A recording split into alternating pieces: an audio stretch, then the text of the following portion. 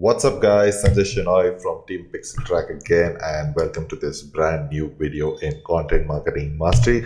I hope you're having a good time going through this course. If at any point you feel stuck, if at any point you feel that you did not understand, feel free to leave a comment in the comment section so that I can always get back to you and address your problem. So like always, let's do a quick recap. What did we learn in our previous video? We learned why evaluating your ideas is so important. It doesn't matter. Sometimes taking the wrong first step can derail your entire journey, and how to avoid this and why you need to evaluate your ideas to ensure that you don't go on a path which might get derailed in the future. And what are the metrics needed to evaluate content ideas? We spoke about that. The different metrics that you need, and we also went through a sample content evaluation, and I hope you guys have downloaded the template for content evaluator. It's the Excel file that is attached in the previous video, so just go ahead and download the template of the content evaluator and play around with that particular template and figure out which content ideas you should be going after, and not focusing on the other things which might not give you the kind of results you're looking for. So what are we talking about in this particular video? You're talking everything about content research and structuring your research put together. How do you the best way to research for the information that you're writing about the topic, and also once you got all of this information, how do you structure it in a more sensible manner? So let's dive deep into it and figure out how you can do the research. So in this video, I'll tell you how you can collect information about your topic, the different ways that I personally use to collect information about any particular topic out there, how to search for information about your topic. Of course, the common sense would suggest that you just go and Google it, but you're a digital marketer, I'm a digital marketer. We do things slightly in a different manner, and we have a reason why we are called digital marketers. So I'll tell you a little bit of tricks that you can use in Google to get very specific information about any kind of topic, and also how to evaluate your research, because not everything that you find on the internet might be true. So you need to know how to evaluate your research, how you can logically justify whatever they're talking about in that particular information that you just look for, and also how to structure your post effectively so that all the points that you've gathered has a beautiful flow to it, so that not only does the reader is kept engaged throughout the post, but also this helps in SEO. Giving a proper text structure definitely helps in SEO as well. So how to research all the information and how to give it a very basic structure to it, so that you can then go about populating everything in it.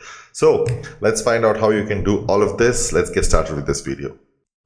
So how do you go about collecting information? Now, you might have noticed that I have mentioned collect information and search for information. So not always can you be going out there and looking for information. Sometimes you need to create a system where you keep all the information handy, so whenever you're writing about a particular topic, you can always go back and refer to all of these things that you have just curated over a period of time.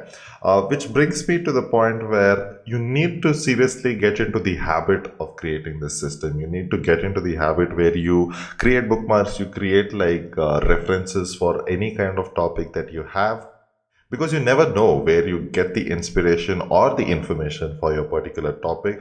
So it's always best that you keep your eyes and ears open always, and whenever you find something interesting about your topic, you can just go ahead and bookmark it and always refer back to it whenever you want to.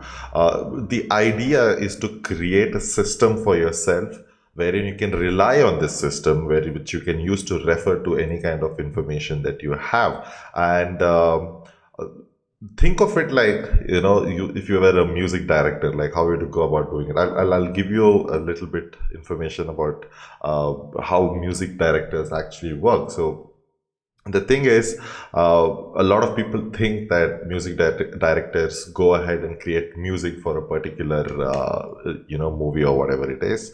Well, most of the geniuses don't work like that. Most of the people who are like amazing music directors don't work like that. I'll give you an example of Hans Zimmer, who is a very famous music director, and he has directed music for The Lion King. He has directed music for Inception, Interstellar, like so many of these, Pirates of the Caribbean, so many of these movies, and he's like a genius when it comes to music. But he doesn't go out there and like create a music score for a particular movie when he is asked to do it.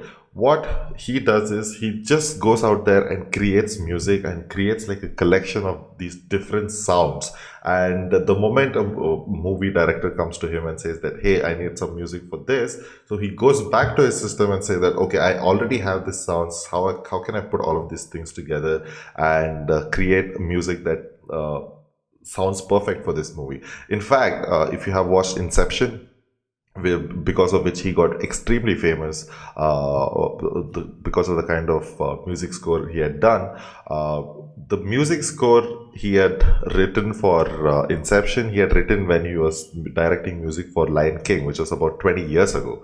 So, and he had already written this music score for Inception, and when Christopher Nolan came and like asked him, he was like, I have exactly the kind of music you're looking for. And he called the music score Dream is Collapsing, which perfectly goes well with Inception. So that's exactly how you need to be working. And if you haven't watched any of these movies, please do yourself a favor and like watch these movies, at least for the music scores, because he's done a fantastic job over there.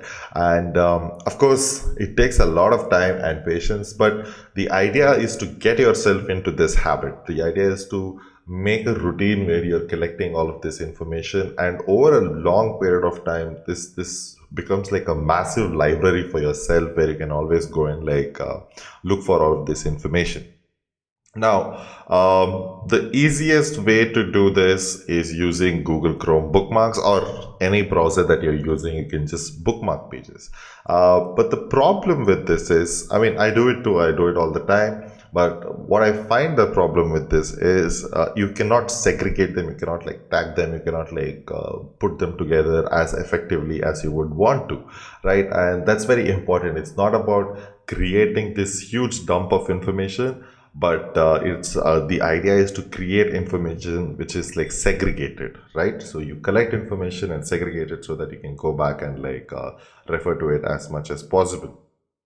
Now, I still use Chrome bookmarks whenever I want to. It's the quickest way to do it. But the other thing that I really like is Evernote, and I suggest you do the same too.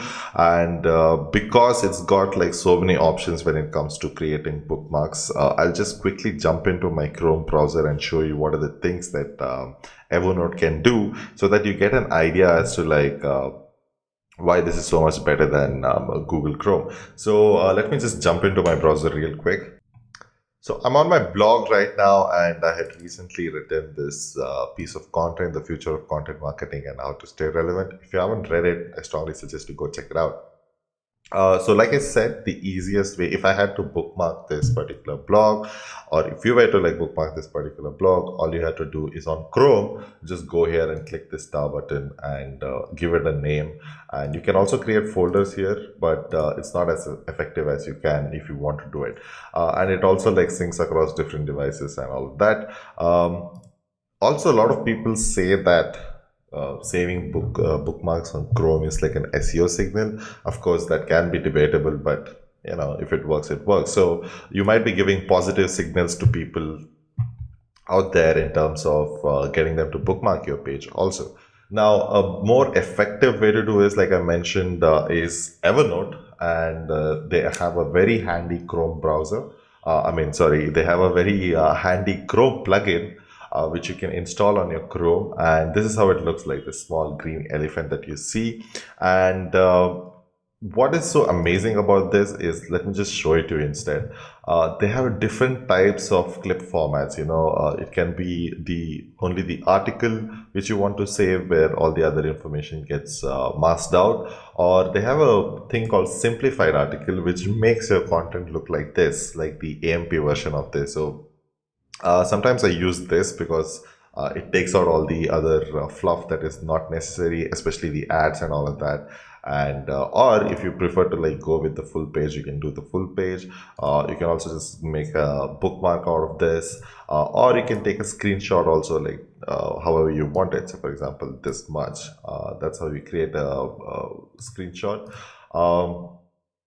The best part about this is probably the organization. Say, for example, they have something called as notebooks, which is basically your folders for creating bookmarks and all of that. So you can just create multiple folders like this for every topic that you have. So in this example, I'm just going to choose content marketing. I just do that. And the best part is you can add tags and you can add remarks also. And once you're done, you can save your clip, and that's about it. So you create like a library for yourself, create as many. So for every topic that you want to write about, create a notebook for it, and every time you find something very interesting, you can just like clip them or like bookmark them in whatever way you find useful. Also, one more thing that Evernote allows you to do is this. So it allows you to like highlight a few things. So if you want to like highlight a very important quote or a very important statement given by any kind of article, so you can go ahead and do this. So when you come back and visit that page, you know why exactly you like bookmarked the page. You can also mention that in the remark here, which I sometimes do. So yeah, Evernote is a great tool for you to like create bookmarks, and I strongly suggest you do this. You can also like, it's multi-device, so it can be synced across different devices on your phone, on your laptop, on your desktop, everything. So you can just like sync everything together. So wherever you are, whenever you find it, you just like quickly like put them into a bookmark, and that's about it. And saves you a ton of time, gives you a system, a library of information around any topic that you have. So there's one more thing that I usually do to stay on top of my game. So let's see what that is. So the last thing that I suggest in collecting information is Google Alerts. So very simple way to like stay on top of your game and like stay updated about your topic and understand what is happening in your industry and what is happening around your topic. Also, you can use Google Alerts to like keep an eye on your competitors, keep an eye on your peers in your industry, and see what they're doing and how they're doing and all of those things. You can make it like extremely functional and extremely useful by using search operators also, which I'll be talking about in this video in a while. So let me just quickly jump into Google Alerts and show you how it looks. It's a very simple tool to use, but anyway, I'll just show you how to use it. So all you need to do is you need to come to www.google.co.in/alerts or .com/alerts also works. So all you need to do is create an alert about and put in your keyword here. So for example, content marketing.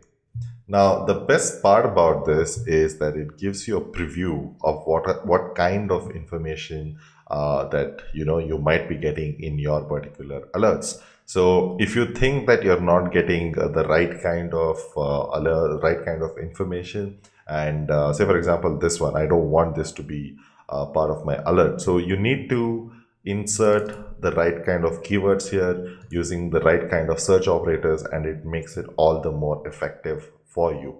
I'll talk about search operators which you can use for Google search also. Also, how you can make all of these alerts very relevant is how often you want. I usually keep it at once a week so that I can do like a review of all the things that has happened, and it kind of like, as you can see, it makes the results that come by, the alerts that come by, a lot more relevant to what you're looking for. Sources can be, you can also choose your sources. You can only keep it as blogs, videos, or whatever you want, or you can keep it automatic. I suggest you keep it automatic. Language is the same. If your content is very region specific, you can put in your country also. And I strongly suggest you put in only the best results, because otherwise it goes like very haywire, as you can see here. Sometimes it just like, see, as you can see, marketing automation and all that. So I suggest you keep only the best results and just create an alert, and you can choose like you want it to be coming to your email or as a RSS feed. I suggest you use your email ID in this one, and you should be like good to go. So once you create alert, so every week Google will send you the top information regarding this particular topic to your email, and all you need to do is review it and probably just go through all the websites or content that Google is delivering to your email, and just bookmark all the ones that you need, or like just clip it on Evernote and like segregate it into like valuable information. So that's how you like collect information. And these are the three simple things that I do just to like collect and segregate all my information. I strongly suggest that you get into this habit, because trust me, it will help you in the long run when you want to like become a very good content marketer. So go ahead and do it. In the next session, we'll be learning about how to search for information very effectively. So, how do you search for information? And as obvious as it might sound, Google is your friend. You know, uh, definitely the best way to look for information has to be Google. But you are not a regular user. You are a digital marketer first, and obviously an aspiring content marketer right now. So you have skills, you have techniques that the regular layman does not have. And I'm going to share a few of the techniques that I personally use so that I get very, very relevant information when I'm looking for things online. And I suggest you do the same. Some of you might already know this, but for people who do not know this, and for people who know this also, there are certain search operators which might be very new to you. So what are search operators? Basically, it is a way to like make your searches on Google a lot more specific, and you're basically telling Google what kind of results you want. Let me show you a few examples so that you know how it works.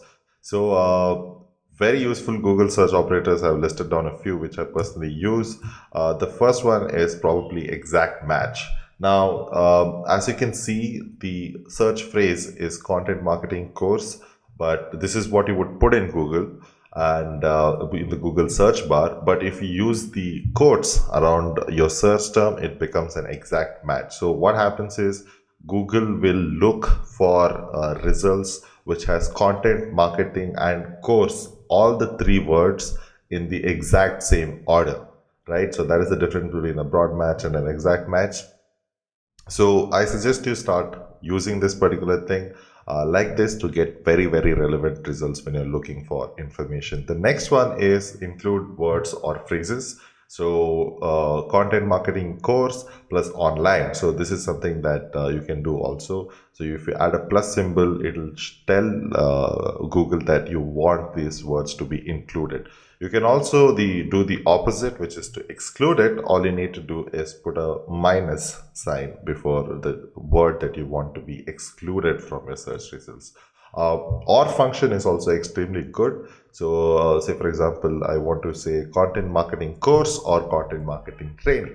So I want either of these keywords to be the best results from either of these keywords to come forward.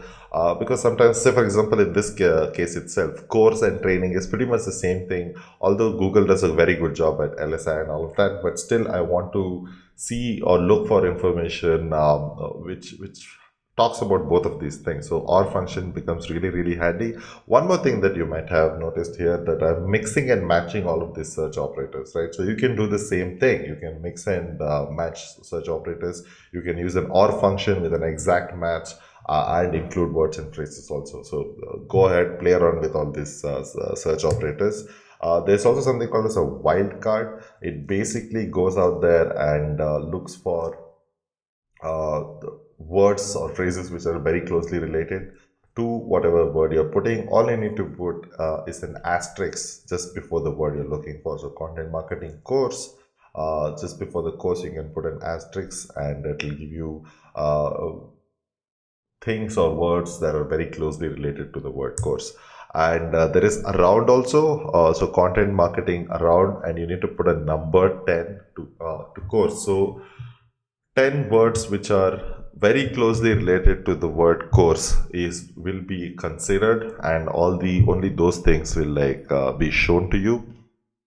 Now, the lesser the number is, the more accurate your information will be. This can be useful when you want to broaden your search a little bit more than what Google offers you. So, the next thing is synonyms.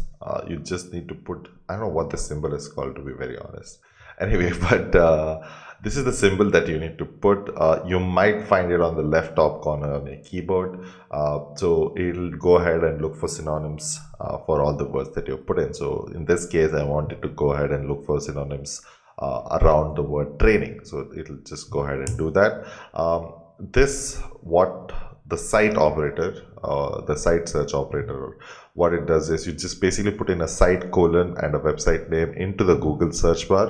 What it does is it'll go and fetch all the pages that are indexed on Google from that particular website. So now you can do this to look for competitors, your peers. You can also use this in Google Alerts, and Google will send you all the information regarding that particular site on a weekly basis. You can also do related websites. It'll go around showing you all the websites which are very closely related to the website that you're looking for. So you just need to put related colon the domain name that you want to look for. This is something that I use to make my search results very, very, very accurate. The number one is in title, and here I put in title colon space the keyword that you're looking for.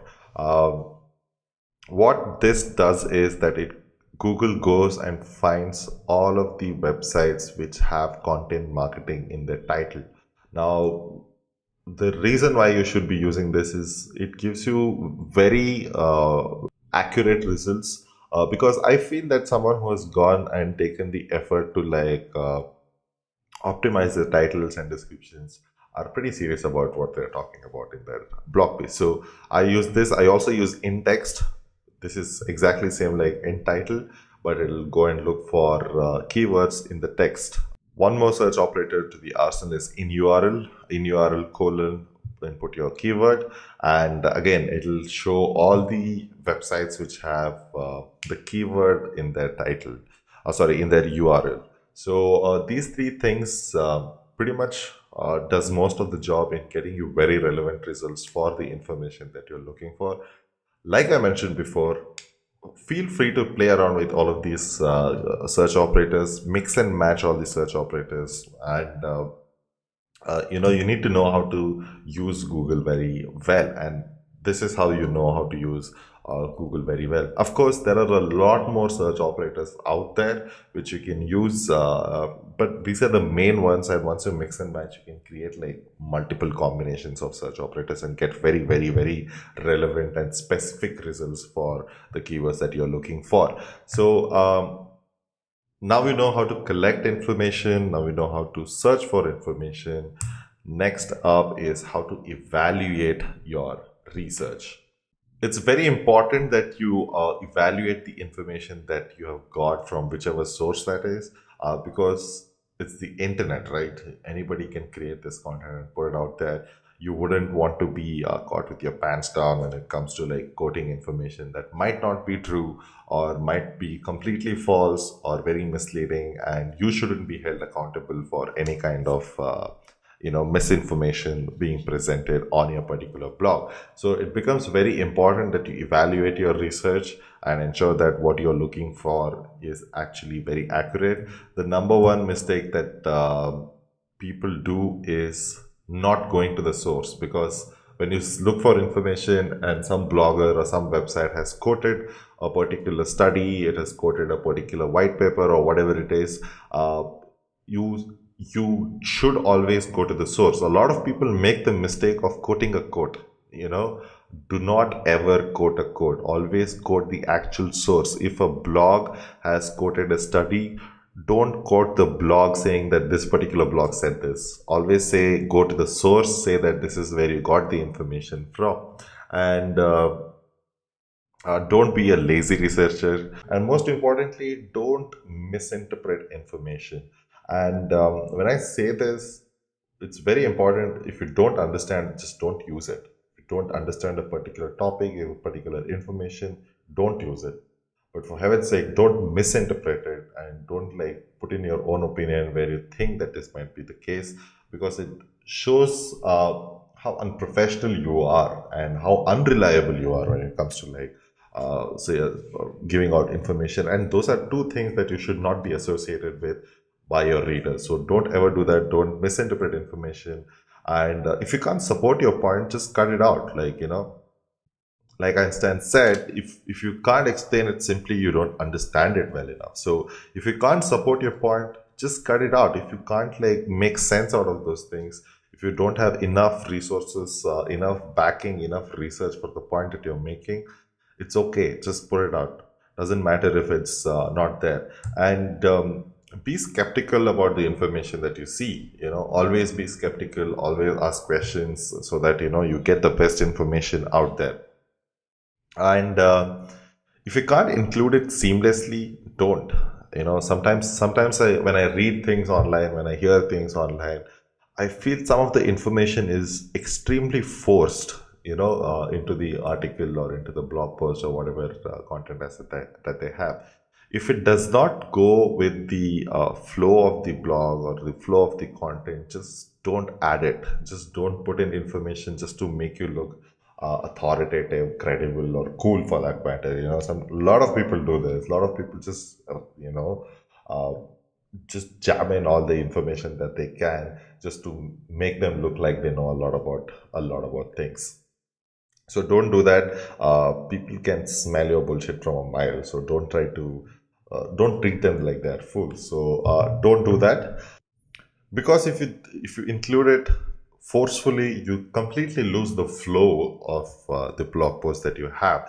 Speaking about flow, the next section is about how to structure your post so that you get that perfect flow, you get that perfect information rhythm, so that the users don't feel very lost. So let's talk about how to structure your post.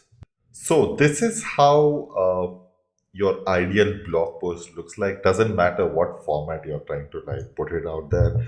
It can be a listicle, it can be a regular blog post, it can be a review, it can be anything for that matter.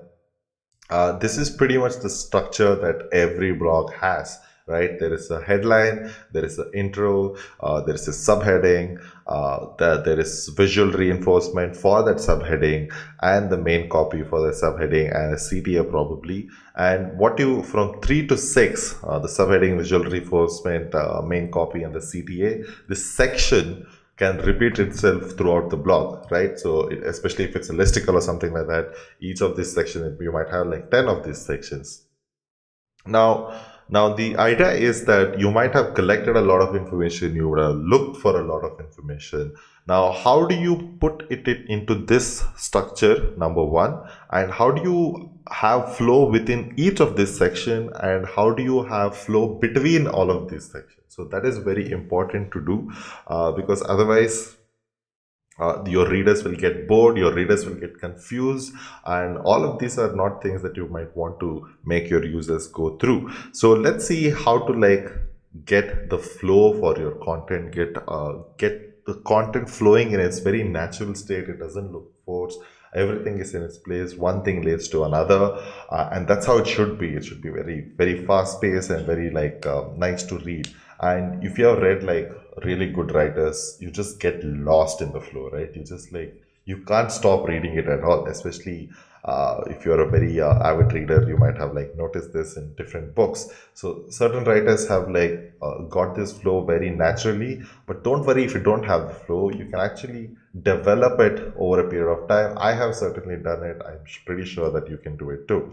Now, the first thing that you need to do is you need to organize your points very elegantly to give it flow. Now you need to bring some kind of order to the chaos. You can't like put random points together and try to make sense of it. Every point should lead to the other one. So it's very important that whatever information that you've collected, that you looked for, you organize it into a very elegant and seamless flow. Now, how can you organize it? You basically, what you do is you group similar points together.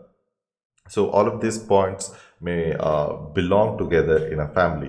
It might belong in each section, you know. Now, how can you put all of these points together? You can do it either thematically, if you think that these points are of the same theme or of the same concept or of the same subtopic, put all of these things together. You can do it chronologically, from start to finish or from ascending time to descending. Didactically also, which is basically easiest to hardest, or most least exciting to most exciting, and things like that. And problem solutions.